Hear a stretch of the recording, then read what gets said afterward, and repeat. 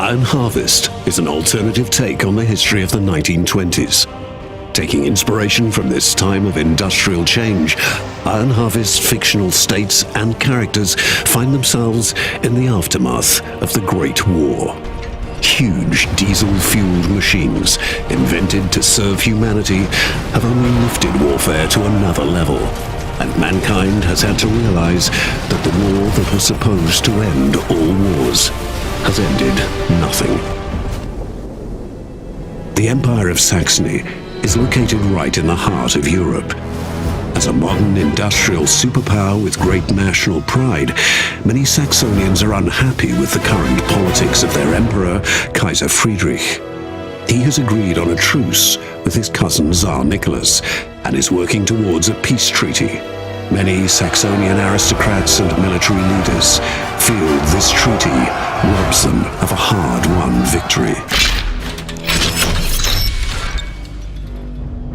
Once upon a time, deep in the old rainy forests of Saxony, Saxonian engineers created frightening war machines and named them after creatures of dark fairy tales. Their technologically superior and cruelly efficient creations inspired shock and awe in everyone who met them on the battlefield.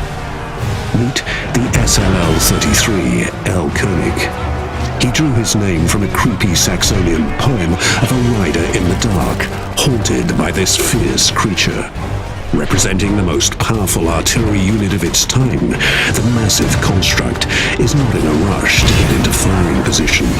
With the knowledge of its superior firing range, it resoundingly delivers one of the biggest shells in the game, right to the heart of the enemy. When the fog of war hides the enemy, another wonder of Saxonian technology might save the day. Flares, bright as the sun, reveal everything, no matter how much it might want to stay undiscovered, which comes in handy for the next fearsome beast, the PKP-17 Eisenhans. Like in the eponymous legend of a gruesome titan, the massive exoskeleton gives these troopers a scary appearance. The huge, stomping giants carry 2 mortars on their back. After getting into firing position, the barrels are able to deliver salvo after salvo of high explosive mortar shells that devastate a wide area. And even in close range, nobody is safe. Their massive build allows them to go toe-to-toe with enemy mechs. Like in many Saxonian fables, the MWF-28 Stiefmutter is the source of great suffering.